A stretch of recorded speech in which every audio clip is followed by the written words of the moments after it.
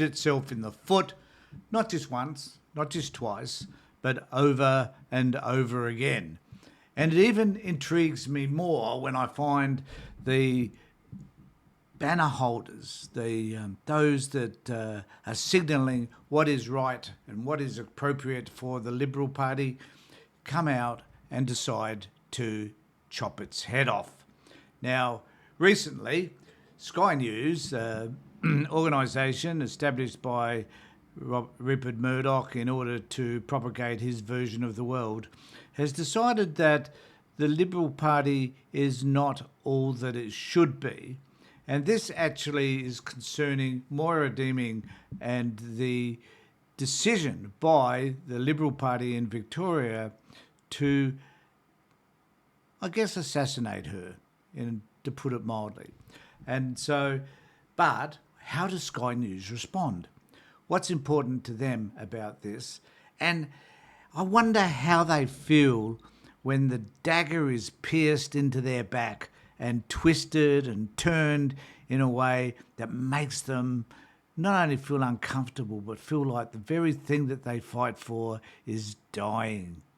And so we have the three morons from Sky News from their Outsider program, definitely trying to confront an issue which is unconfrontatable, given that, if there is such a word, given that they are feeling the pain of a fight within the right wing, which they do not know what to do about. So as a result of all of that, they decide to have this conversation about all of this. And let's hear what they have to say, and then we'll talk about it. After Bev McArthur, because she appeared on Outsiders, is that?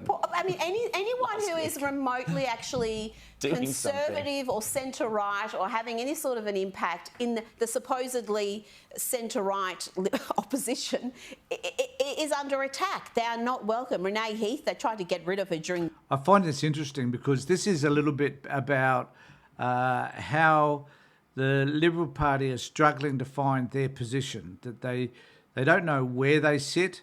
They know that they need to be able to move further left in order to encapsulate the vote of younger people, middle-aged people and so on. So, and this is where the majority of the votes will now sit.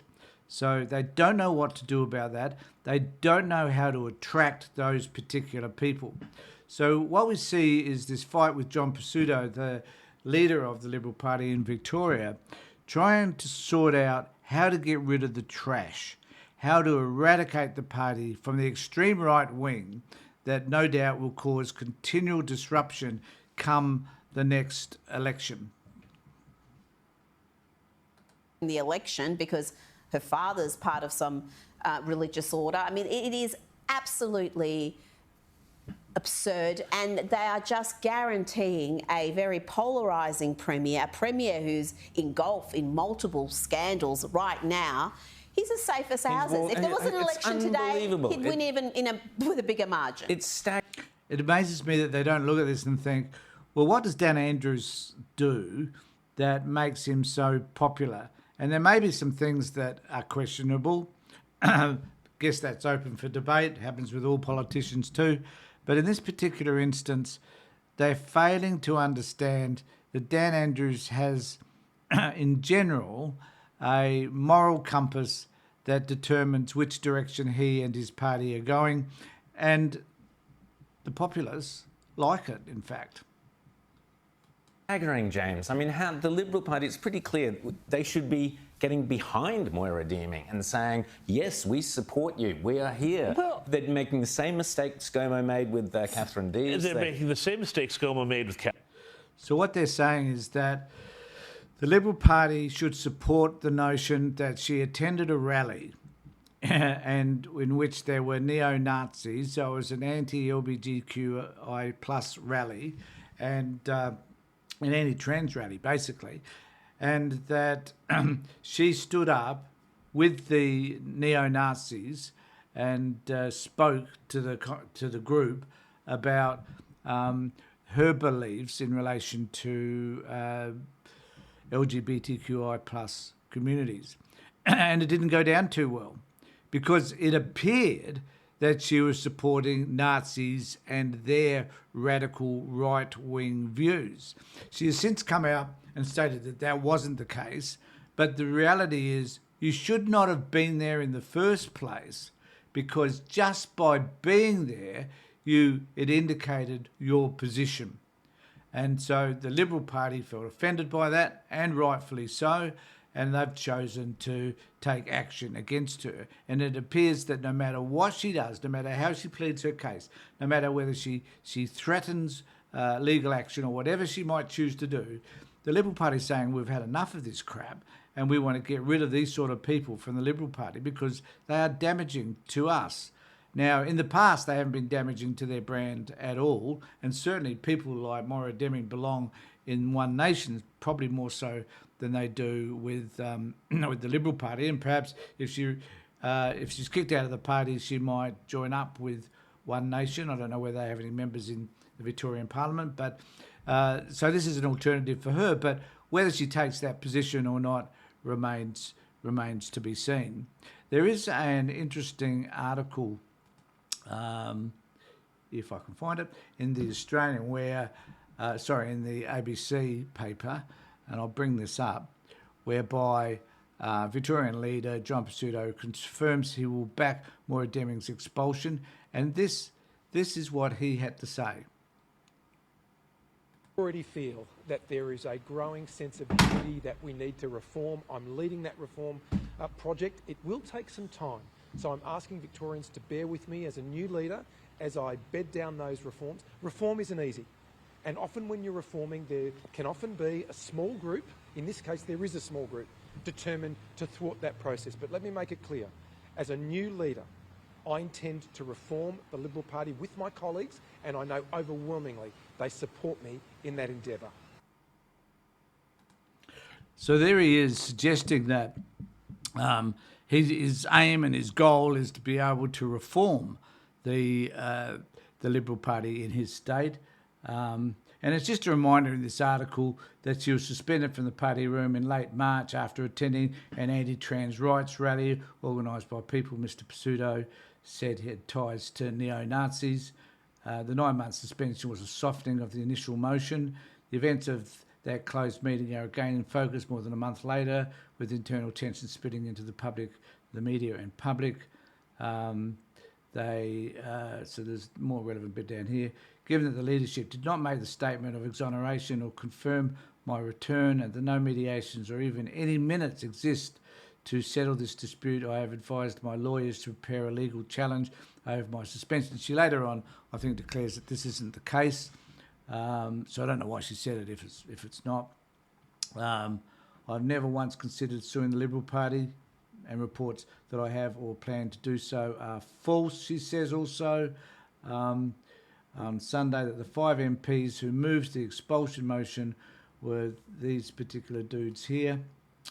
I think those 5 members of the party room have done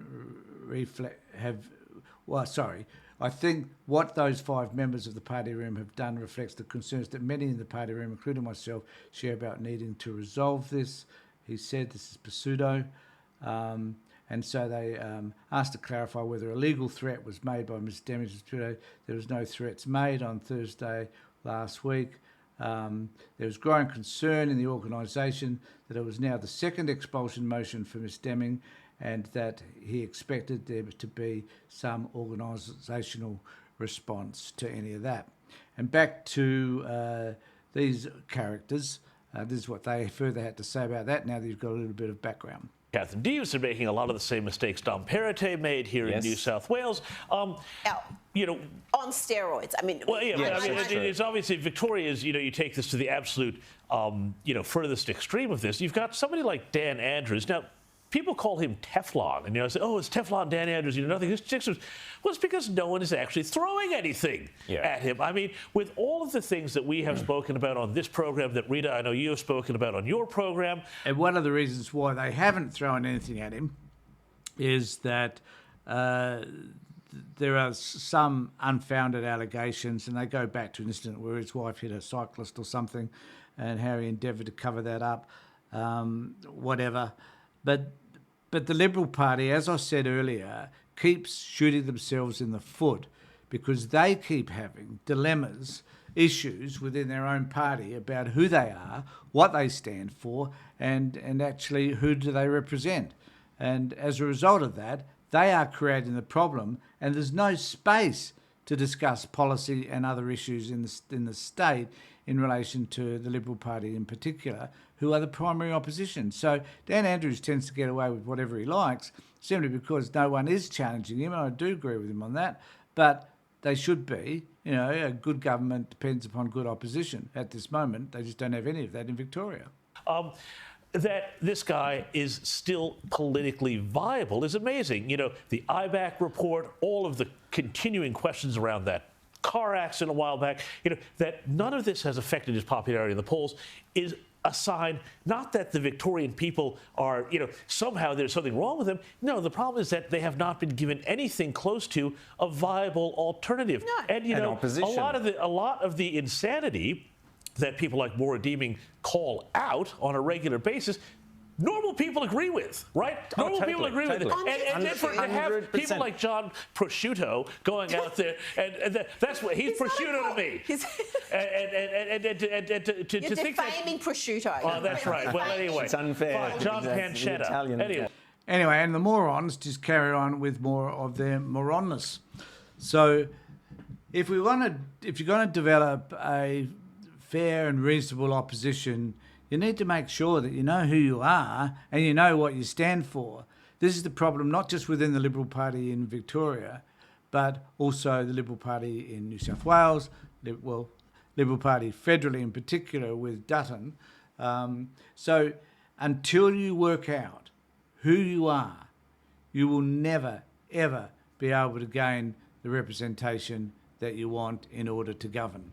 And this is the trouble with the right wing here in Australia, is that they don't have any understanding as to where the populace has shifted in terms of our views in relation to mental health issues, domestic violence, drug use, rentals for homes, being able to purchase a property, which is almost impossible in some states. And where people are sitting in relation to inflation and so on. So there's many issues that the Liberal Party just don't know how to address, because in order to address them, you have to move away from the right-wing conservative approach to things. But they don't understand that, and I wonder if they ever will, because as long as they stay where they are, they will remain totally in the wilderness.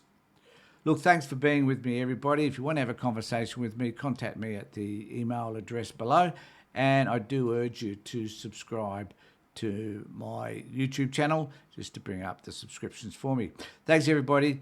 Take care, look after yourselves, and more importantly, be safe.